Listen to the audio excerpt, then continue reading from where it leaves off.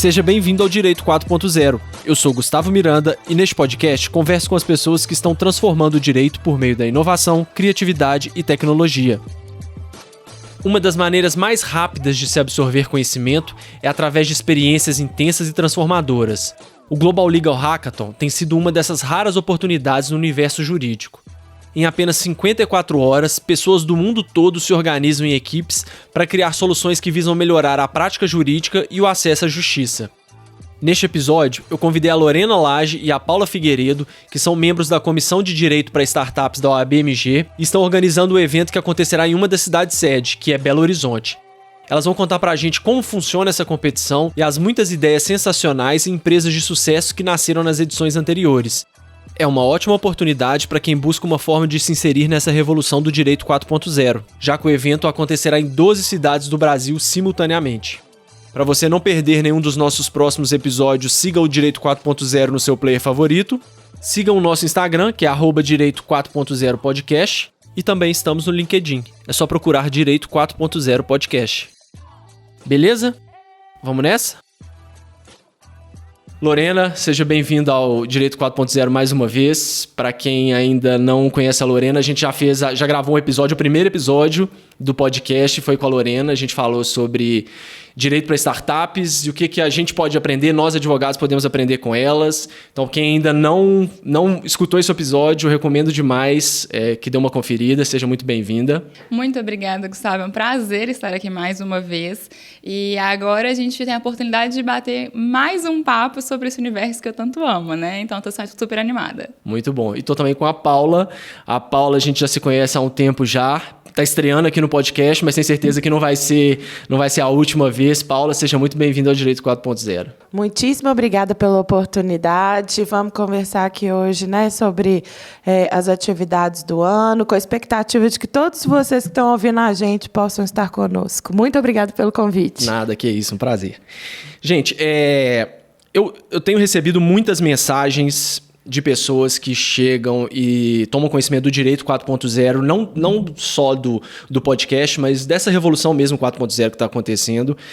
E essas pessoas, elas ficam realmente encantadas, abrem a mente dessas pessoas e elas ficam assim maravilhadas, mas ao mesmo tempo, como tem muita informação, é muita coisa, elas ficam meio perdidas, né?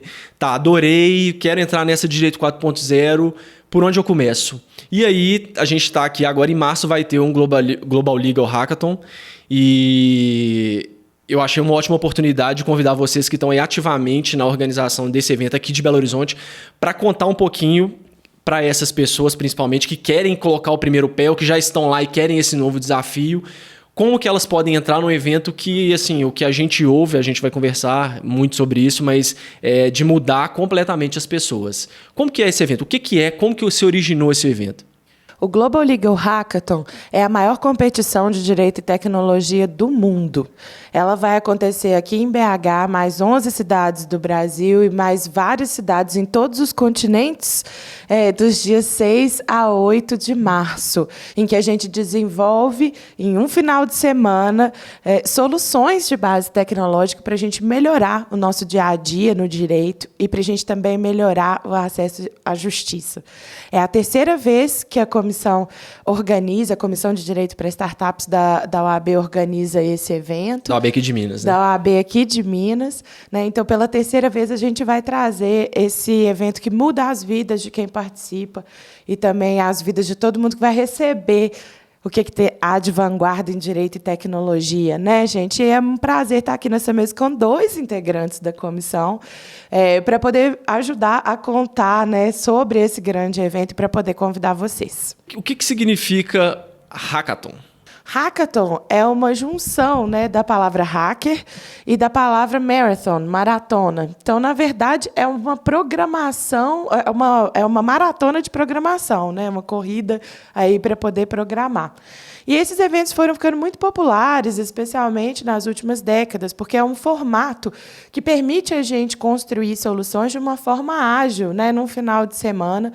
E, além da gente ter o foco nas soluções propriamente ditas que vão ser criadas ali, também existe uma trilha que se segue para a gente tirar, né, um grupo, né, de um ponto A e levar de uma forma conduzida para um ponto B.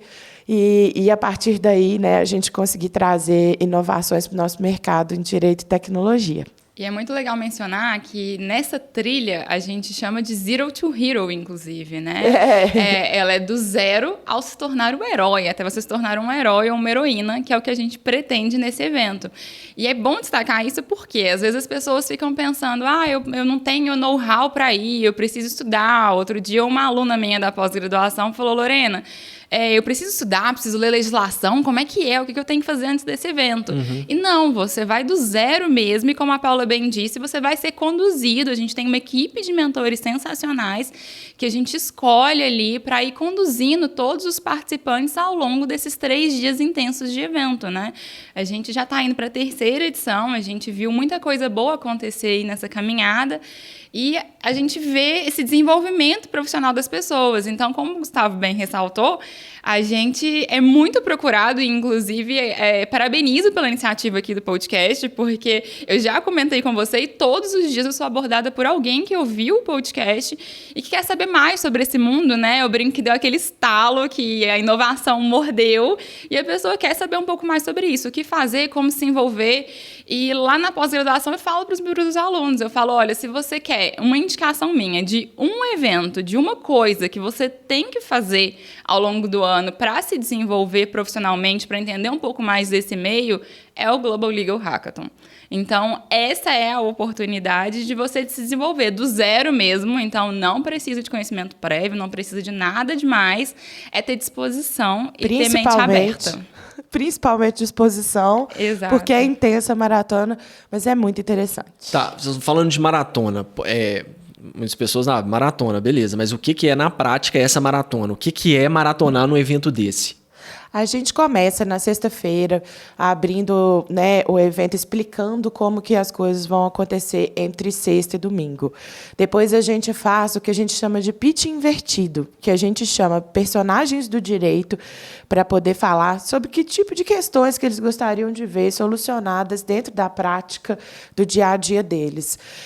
Isso inclui pessoas representantes do poder público ou do poder judiciário, escritórios de advocacia com perfil grande, perfil de massa, né, jurídicos de empresa. A gente também convida os ex-maratonistas para contar experiência própria do que aconteceu, né, na vida deles ao participar do Global Legal Hackathon e, principalmente, o que acontece depois.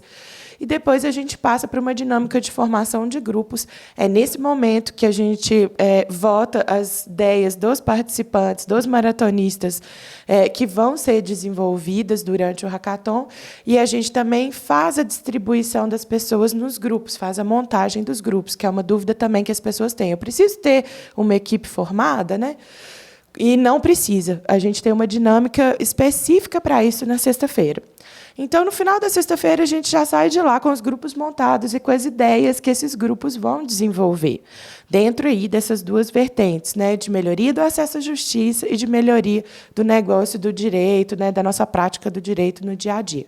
A gente retoma os trabalhos no sábado pela manhã, e aí a gente tem uma série de palestras intercaladas com o tempo para o trabalho dos grupos de desenvolvimento, em que a gente traz o conteúdo que eles precisam para poder entender como identificar a dor que você pretende desenvolver, né, com o seu trabalho. Como validar essa dor significa saber se essa dor realmente existe, né? Se o mercado jurídico entende aquilo como dor da mesma forma que vocês, os integrantes do seu time.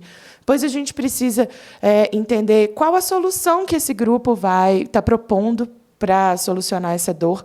Precisa validar essa solução, precisa aprender a montar o mínimo produto viável para poder testar, levar isso para o mercado, precisa aprender a apresentar isso para a banca de julgadores, né, no final do Global Legal Hackathon. E além das palestras, né, a gente tem, para poder passar esse conteúdo, a gente tem os mentores nas áreas de direito, tecnologia e negócios para poder conduzir e apoiar o trabalho dos grupos como um todo. Então, de sábado o dia todo, até no domingo, os grupos fazem essa caminhada, mão na massa. Depois a gente já passa para o momento de finalização, tem a pré-banca e depois a banca. E a banca é aquele momento, né, Shark Tank. É aquele momento Shark Tank em que especialistas em tecnologia e no direito vão avaliar esses projetos de forma a selecionar primeiro, segundo e terceiro colocado, né? E aí daí o primeiro colocado segue para as semifinais internacionais, que vão ser no final de março, e depois dessas finais internacionais, né, que participam os primeiros colocados de cada uma da cidade-sede no mundo, participam, né, selecionam-se 12 projetos para poder participar da final mundial, que é presencial, e esse ano vai ser lá em Londres. Legal. Isso tudo aí a gente falou aí de praticamente 3 dias. Geralmente são quantas horas? Tem que estar lá todo mundo no evento, trabalhando o tempo inteiro, levando barraca, dormindo. Como é que funciona isso? São 54 intensas horas que a gente conta aí, né, do início do evento ao final. É muito comum nesse tipo de maratona, e por isso o nome das pessoas virarem a madrugada desenvolvendo ali os projetos, porque a empolgação, a produtividade está na alta, então na sexta à noite não querem parar, no sábado à noite não querem parar. Isso é muito comum, mas não é necessário, né? Ninguém está preso lá, ninguém tem que ficar. Se você sentiu que já produziu o que era suficiente, você também está liberado para ir descansar um pouco e retornar. As atividades oficialmente acontecem durante o dia, né? Por volta de 8 até 18, 19 horas a gente tem programação com palestras, né? Algumas interações importantes do evento, mas muita mão na massa depois disso. Então, o desenvolvimento pode continuar acontecendo e a gente incentiva e a gente segue com mentores madrugada adentro, inclusive, no evento. Mas se a pessoa quiser se desligar um pouquinho e dormir, descansar, que é importante até para a produção, não tem problema. Uhum. A gente tem espaços ali que as pessoas podem tirar soneca, a gente tem muito café, a gente sempre coloca muito café, porque é importante para se manterem ali acordados e produtivos. Mas não é uma obrigatoriedade, né? É bem tranquilo, dentro do possível, né? Não vou falar que é a tranquilidade 100%. Tranquilidade, acredito que é a única coisa que não tenha nesse evento, porque realmente a maratona é bastante intensiva. Nesse momento das palestras e das mentorias, que a gente chama de programação oficial, é necessário que o grupo esteja conosco para poder assistir esse conteúdo, até porque isso é mais relacionado com o que a banca vai observar. Então, ali é dado conteúdo, ali é dado direcionamento, né? E isso vai ser importante para o grupo e para a avaliação final do grupo. Então, fica todo mundo convidado para estar com a gente durante a programação oficial. E convidado, né, para estar ali dentro daquele ambiente para poder desenvolver, né, por altas horas, se o grupo assim preferir. E o objetivo final é, então, eu produzir um produto, um serviço que tenha como objetivo melhorar de alguma forma qualquer aspecto. Tem que ser relacionado ao poder judiciário, pode ser relacionado à advocacia, ao direito em geral. Como que é? É bem aberto esse leque? É bem aberto esse leque. É interessante que seja bem aberto esse leque. É muito... o que é mais legal de estar conduzindo e participando do GLH nesses 2 últimos anos é ver quais são as necessidades em locais diferentes e para grupos diferentes, e quais são as necessidades em locais diferentes do mundo. Porque, às vezes, é interessante, a gente aprende sobre direito internacional na faculdade, e isso é muito... diferente do que, de fato, as pessoas precisam no dia a dia delas nos outros países, né? É um evento, a gente disse que é internacional e tudo mais, mas ela acontece, essa competição ela acontece ao mesmo tempo no mundo inteiro, né? No mundo inteiro, juristas, empreendedores, designers e pessoas da área de tecnologia param para poder prestar atenção e desenvolver aí as ferramentas que vão mudar a forma como a gente opera o direito. Vocês têm noção de mais ou menos quantos países ou cidades que isso acontece? São mais de 20 países, o número de cidades do primeiro agora para o terceiro ano cresce bastante. Ainda tem algumas cidades que estão finalizando a inclusão, mas quem quiser consultar todos os países cidade-sede pode acessar o site do Global Legal Hackathon, que é www.global global, legal, hackathon. Vou colocar o link na descrição aqui para ficar mais fácil. Isso, que aí, né, especialmente por causa da palavra hackathon, para o pessoal não confundir, né? Tem um H ali no meio. E aí vocês podem acompanhar com a gente em tempo real essas cidades que já estão confirmadas e que ainda estão entrando aí nessa família que, mais uma vez, vai reescrever o futuro do direito. E aí, a pessoa, vamos supor, eu quero participar desse evento, eu não tenho nada em mente. Eu sou simplesmente... Eu tenho que ser da área. Eu tenho que ser da área do direito ou eu posso ser da área de tecnologia? Como que funciona? A gente tem os 4 perfis, né? Então, você pode ser de qualquer desses 4 perfis.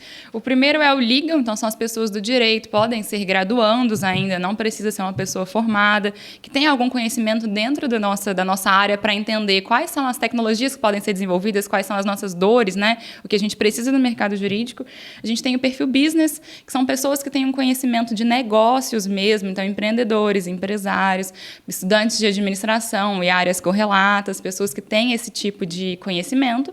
A terceira, que é tech, que é de tecnologia, então pessoas da área da tecnologia que podem contribuir para realmente construir essa solução, para validar se é possível ou se não é possível aquela construção durante o hackathon. E o quarto, que é designer, que é muito importante para mostrar ali, para dar a cara a tudo aquilo que está sendo pensado, imaginado. E aí, dentro dessas 4 principais áreas aí de inscrição, se a pessoa tem know-how, tem conhecimento dentro de qualquer dessas áreas, ela pode estar com a gente. E aí eu não preciso... Pode, deve. Por favor.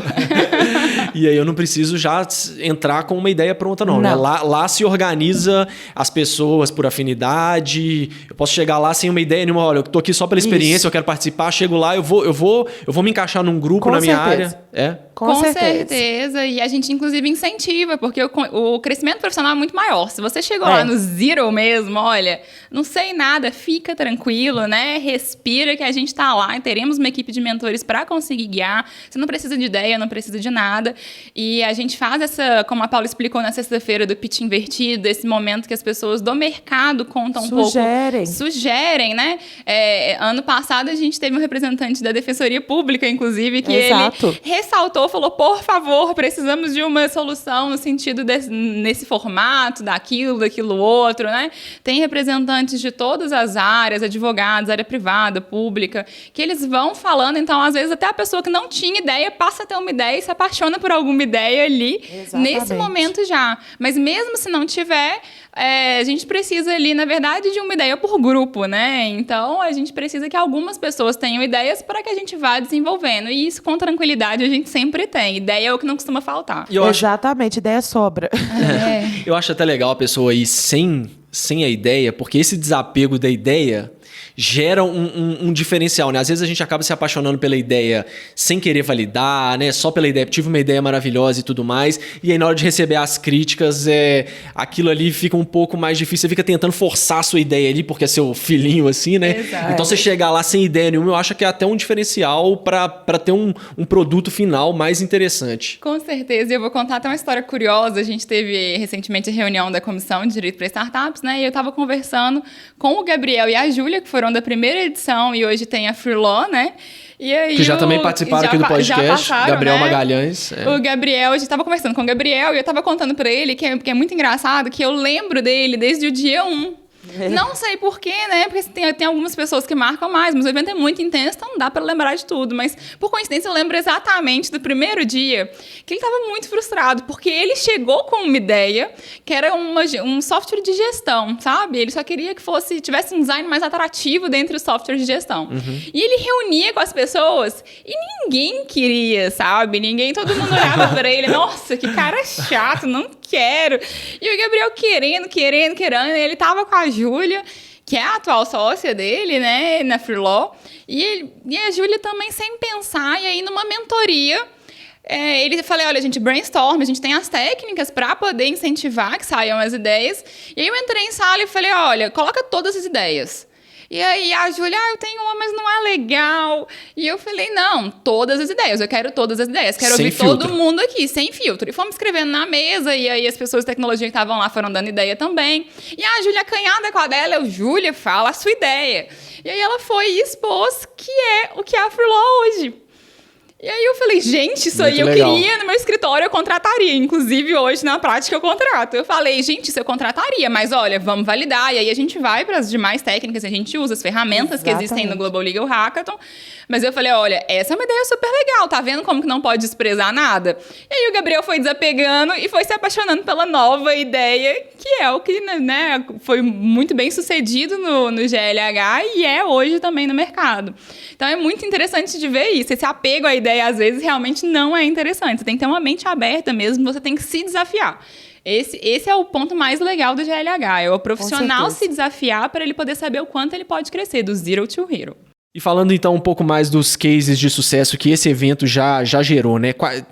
Tiveram outras equipes que se transformaram em startups, que viraram um case de sucesso? Sim, a gente em 2018 pode mencionar o grande exemplo da Apriori, que é uma empresa que utiliza inteligência artificial para poder trazer soluções para análises de contrato e de documentos. Muito interessante ter uma solução não só que usa inteligência artificial, mas que também é voltada para a área consultiva do direito.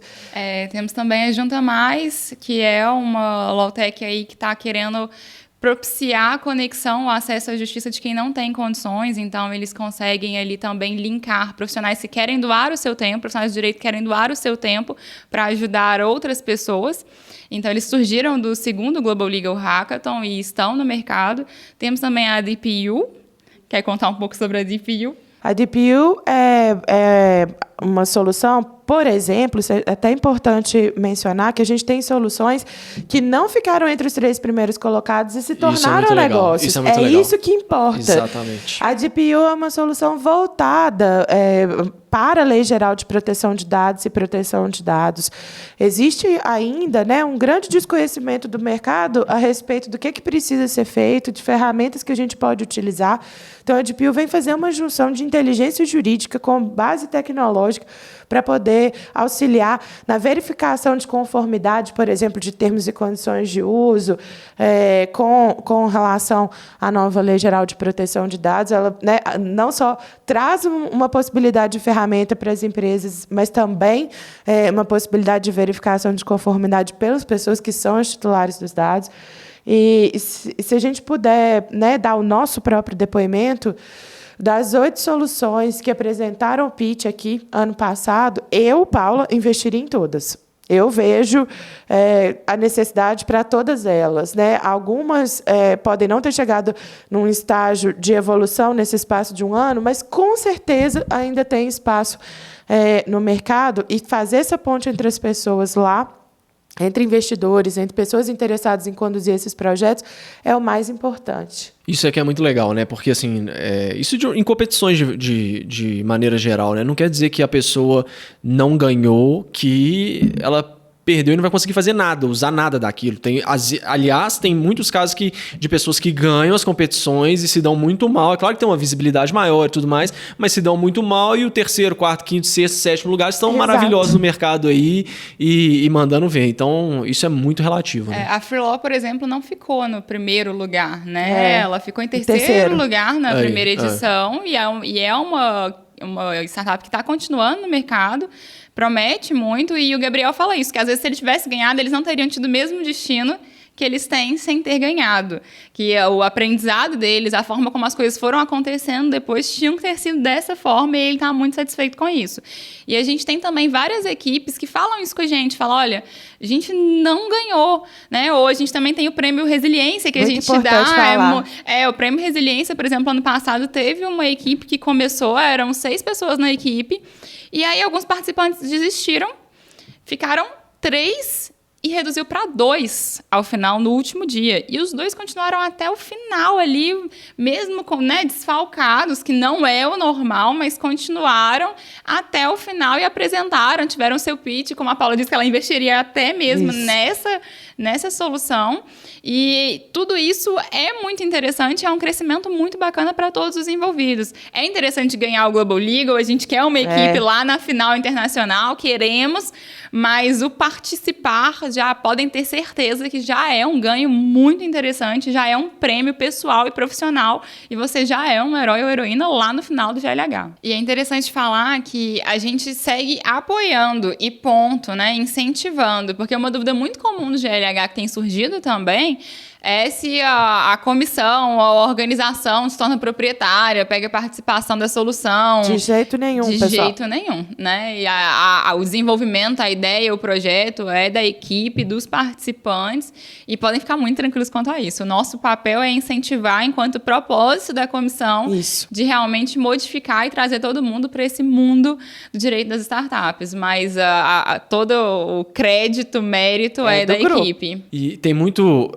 da metodologia do design thinking também, né, que eu percebo, porque essa coisa de você ter uma ideia, apresentar para um potencial mercado, refazer a ideia, pegar o feedback, aprimorar e tudo mais, usa-se muito essa metodologia, né? E a gente falou aqui no podcast já várias vezes de como que isso tem, essa metodologia tem sido importante para todas as áreas, desde a medicina para o direito, né? Isso eu acho que agrega muito na hora de se ter um produto apresentável no final, né? Com certeza.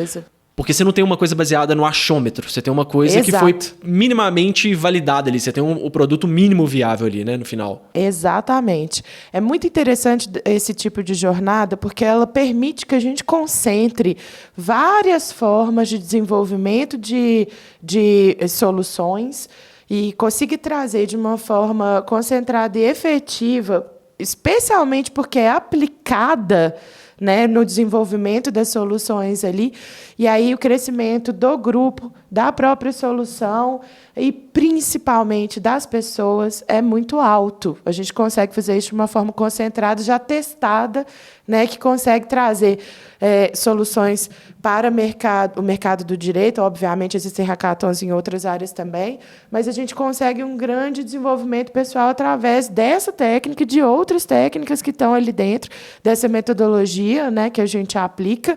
E é muito interessante, porque, na verdade, quem executa qualquer projeto são pessoas. Então, o interessante do hackathon é que a gente consiga trazer um desenvolvimento prático para a ideia, mas um desenvolvimento pessoal alto, networking, né? E a gente fomenta um mercado inteiro através de um esforço concentrado no final de semana, mas de uma forma testada, né? Já validada. Eu acho muito legal o que a gente consegue ver no GLH, e é por isso que eu entendo, né?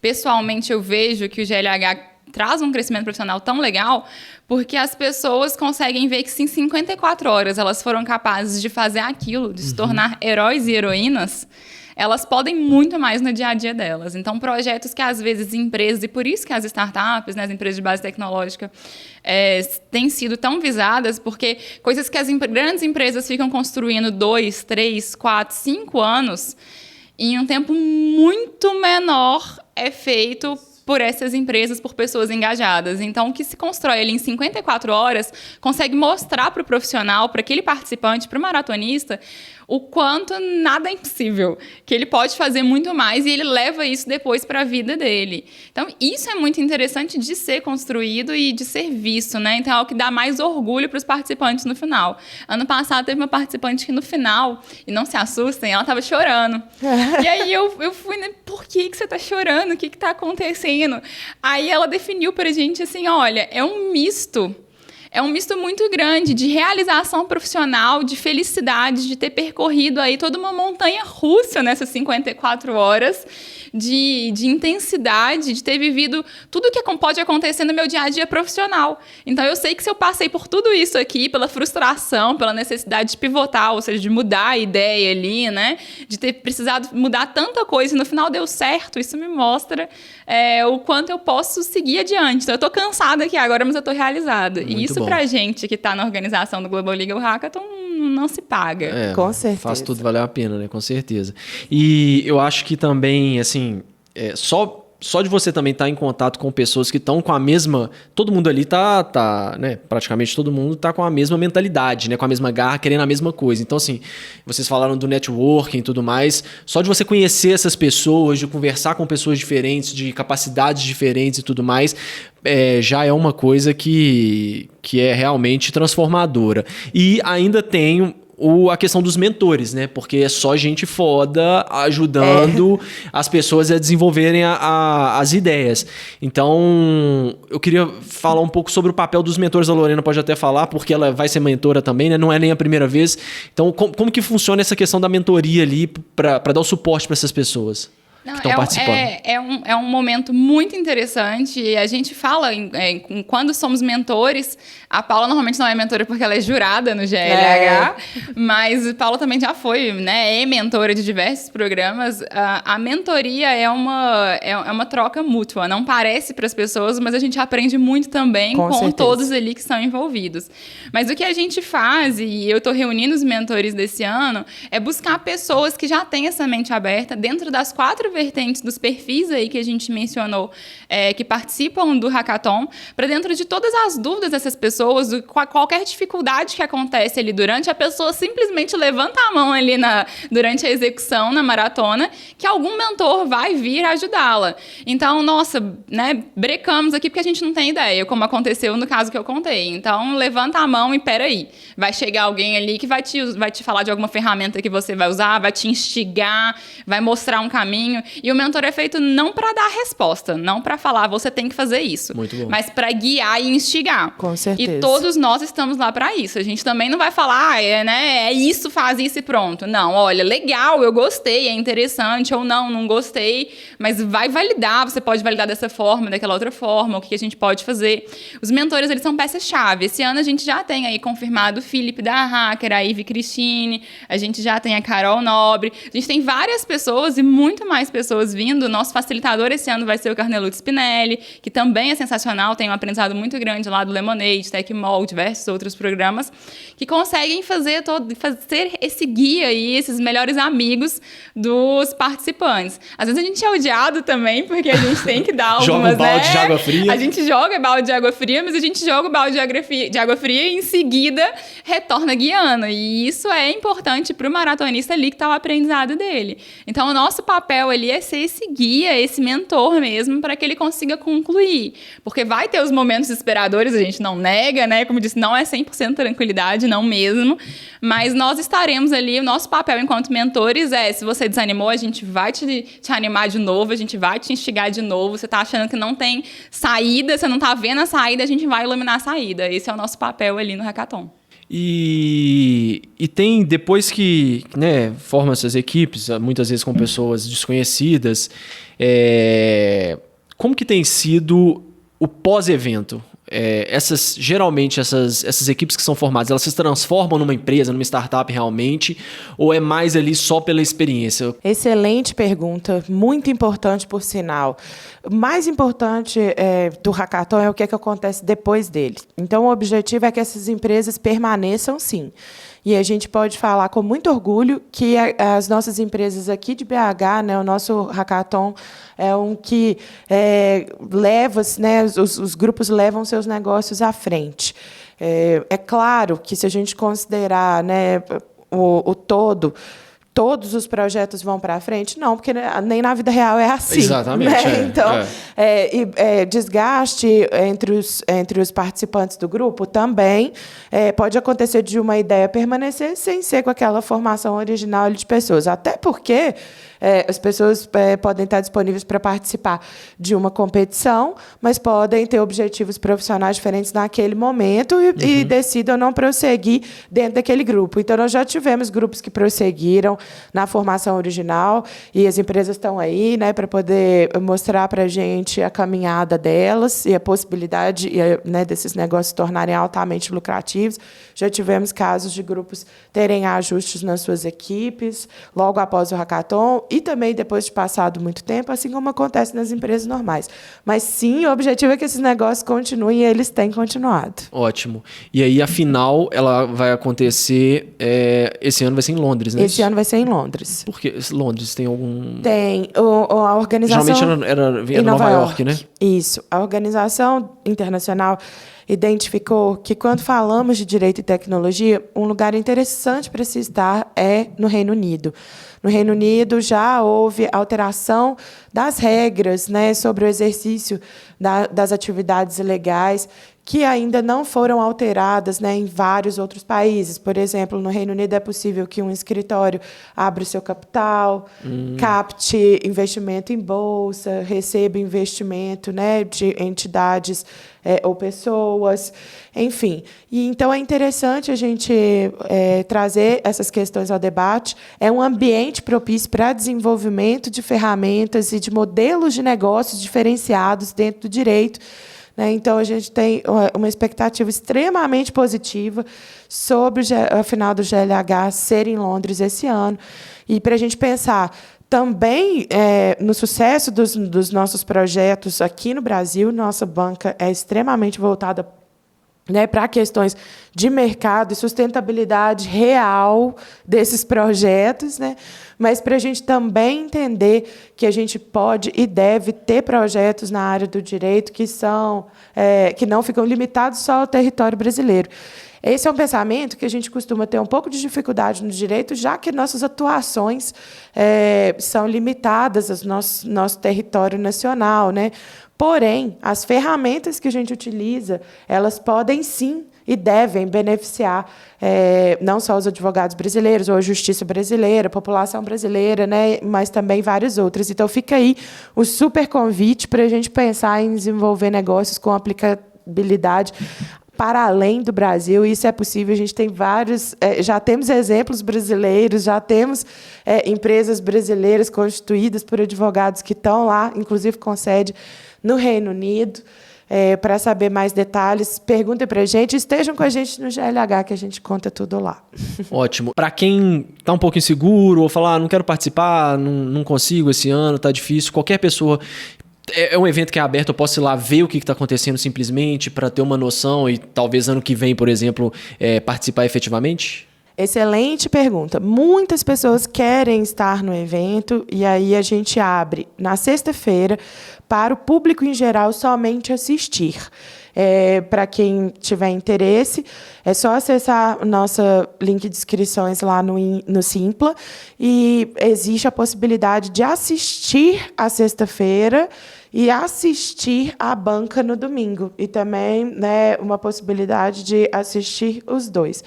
A parte de desenvolvimento dos grupos não pode ser aberta ao público, porque é um momento que os grupos ainda estão se organizando, é um momento de maior fragilidade ali das ideias e do grupo, porque ainda não foi formado, e é um momento de desenvolvimento muito intensivo.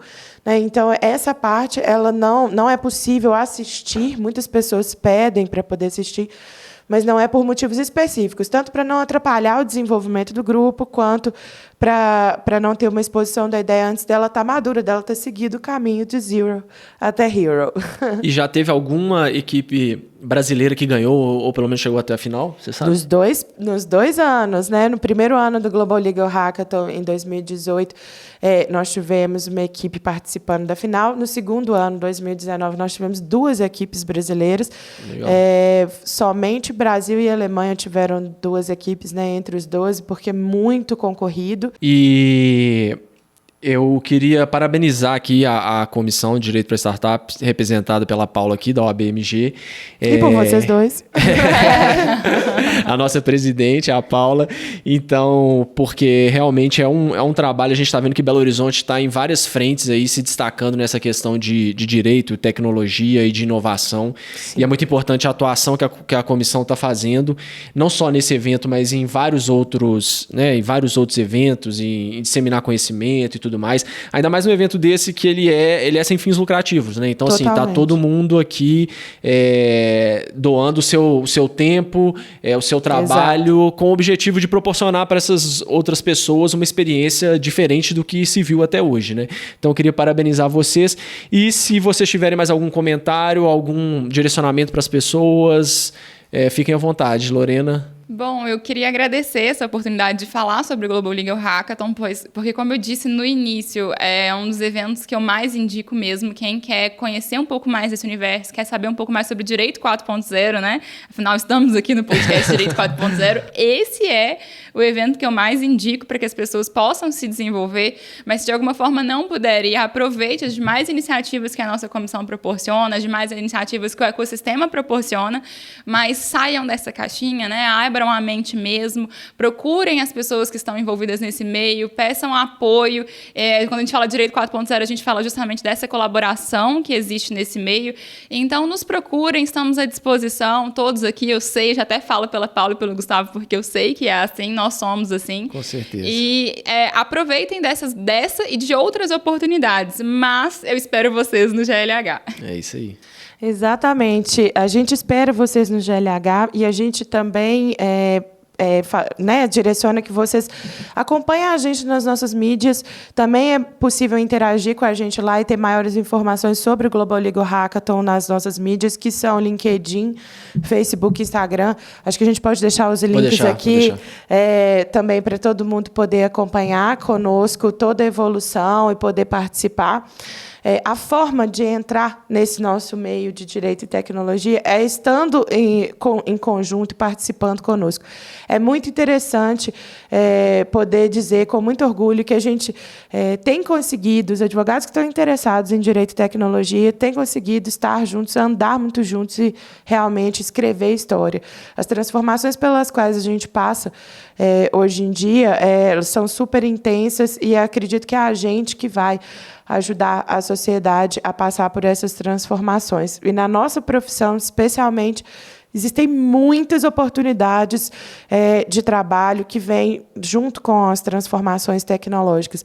E, mais do que tudo, o nosso convite é para que vocês protagonizem essas transformações, né? Se juntem a nós, estejam conosco. A forma de se integrar é estar conosco, né? E ter todo o conteúdo e todo o benefício desse network. Fica o convite com muito carinho, muita expectativa para esse que vai ser o melhor Global Legal Hackathon de todos. Então, gente, 6 a 8 de março, vou deixar o link na descrição. Procure aí na sua cidade se vai acontecer o Global Legal Hackathon. Se não vai acontecer, movimente-se. Quem sabe ano que vem você organiza, entre em contato com as entidades de classe, enfim, se organizem em grupos e vamos ver esse movimento crescer, porque realmente é muito transformador. Então, até o próximo episódio, pessoal.